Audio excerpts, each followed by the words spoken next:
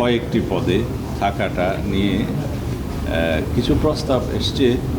আপনারা আগে জানেন, এটা অনেকবার ডিসকাসড হয়েছে যে একই ব্যক্তি প্রধানমন্ত্রী, সংসদ নেতা এবং দলীয় প্রধান এই একাধিক পদে থাকতে পারবেন কিনা।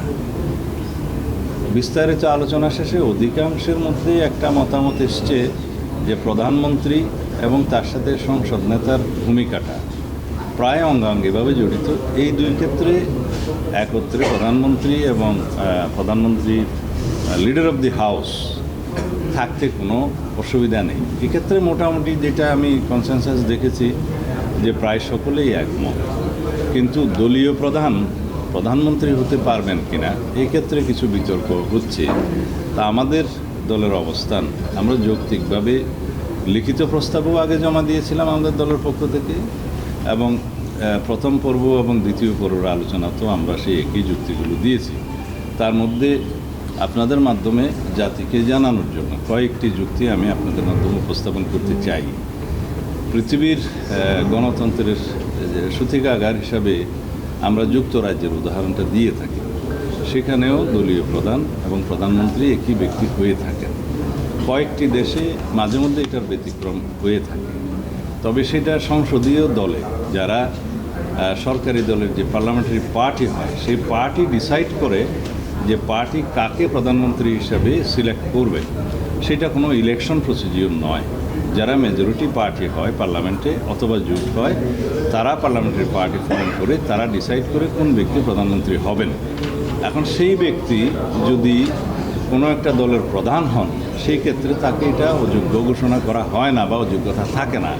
কারণ এটা একটা ডেমোক্রেটিক প্র্যাকটিস যে ডেমোক্রেসিতে কোনো ব্যক্তি প্রধানমন্ত্রী হলে তাকে অপশন হিসেবে কোনো রাজনৈতিক দলের প্রধানের পদটা ছাড়তে হবে, এরকম কোনো প্র্যাকটিসটা সাধারণত দেখা যায় না। দুই একটা ক্ষেত্রে এক্সেপশন থাকতে পারে, কারণ এটা একটা তার ডেমোক্রেটিক রাইট যে দলীয় প্রধান হওয়ার কারণেই কি তাকে প্রধানমন্ত্রীর পদে যোগ্যতা ঘোষণা করা হচ্ছে, এরকম একটা প্রশ্ন আসতে পারে। আর দলীয় প্রধান যে সবসময় প্রধানমন্ত্রীর পদ অলঙ্কৃত করবেন এমন তো কথা নয়। পার্লামেন্টারি পার্টিতে ডিসাইড হবেন কোন এমপি প্রধানমন্ত্রী হবেন, কিন্তু অপশনটা থাকা ভালো, তার ডেমোক্রেটিক রাইটটা যাতে ক্ষুণ্ণ না হয়।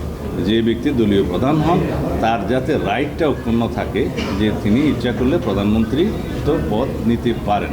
সেই জন্য আমরা বলেছি যে এটা ওপেন থাকা ভালো, যে দলীয় প্রধান ইচ্ছা করলে প্রধানমন্ত্রিত্ব নিতে পারেন যদি পার্লামেন্টারি পার্টিতে ডিসাইড হয়। আর যদি পার্লামেন্টারি পার্টিতে ডিসাইড হয় যে তাকে প্রধানমন্ত্রী করা হবে না, অন্য একজনকে করা হবে, সেইটা পার্লামেন্টারি পার্টির ডেমোক্রেটিক রাইট চর্চা, সেইটা ওপেন রাখার ক্ষেত্রে আমরা আমাদের সাজেশন দিয়েছি। এবং পৃথিবীর বিভিন্ন দেশের উদাহরণ টেনে আমরা বলেছি যে যেহেতু দলীয় প্রধানমন্ত্রিত্ব হওয়ার ক্ষেত্রে কোনো যোগ্যতা হতে পারে না, সেই জন্য এই অপশনটা থাকা উচিত, তার ডেমোক্রেটিক রাইটটা অক্ষুণ্ণ থাকা উচিত যে দলীয় প্রধান ইচ্ছা করলে যদি পার্লামেন্টারি পার্টি ডিসাইড করে তিনি প্রধানমন্ত্রী হতে পারবেন। আমরা বিশ্বাস করি যে এটা রিজনেবলি আমাদের দেশের প্র্যাকটিস অনুসারে, পৃথিবীর বিভিন্ন লার্জেস্ট ডেমোক্রেটিক যে সমস্ত কান্ট্রিজগুলো আছে সেটার প্র্যাকটিস অনুসারে এবং আমাদের দেশের বাস্তবতা অনুধাবন করে সেই বিষয়টা সবাই বিবেচনা করবেন বলে আমরা আশা করি আমরা একটা জায়গায় আসতে পারবো। এটা হচ্ছে আমাদের বক্তব্য আজকে এই ইস্যুতে। এর বাইরে আমার কোনো বক্তব্য নেই। ধন্যবাদ।